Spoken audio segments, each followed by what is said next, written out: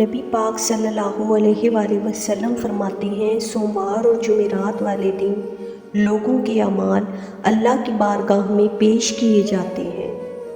دو مسلمانوں کے، دو بھائیوں کے اعمال رب کی بارگاہ میں پیش کیے جاتے ہیں۔ نیک اعمال ہے، نیکی ہے، نماز ہے، روزہ ہے، حج ہے، زکوٰۃ ہے، صدقات ہے۔ وہ نیک اعمال اللہ کی بارگاہ میں جمعرات اور پیر کو پیش کیے جاتے ہیں۔ رب کریم کہتے ہیں، ٹھہر جاؤ، ان کے اعمال کو روک دو۔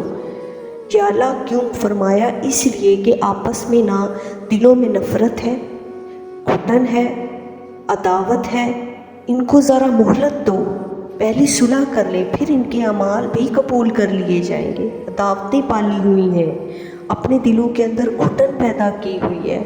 اختلاف کہاں نہیں ہوتا، لیکن نفرتیں کیا جرم ہے؟ کون سا کفر کر بیٹھے ہیں؟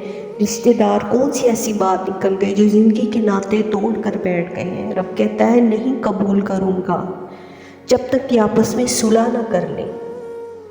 مسجد میں بھی پابندی سے آؤ، فجر کی جماعت بھی نہیں چھوڑنی چاہیے، جمعے والے دن بھی وقت پہ آؤ، لیکن اگر قبولیت کرانی ہے تو 20 منٹ نکال کے اس رشتہ دار کے گھر بھی چلے جاؤ جس سے ناراضگی چل رہی ہے، تھوڑا سا ادھر بھی چکر لگا لو، اس لیے کہ اللہ تعالیٰ آپ لوگوں کے اعمال قبول کر لے۔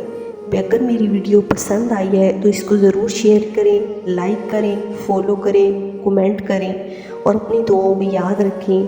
تھینک یو سو مچ۔ اللہ حافظ۔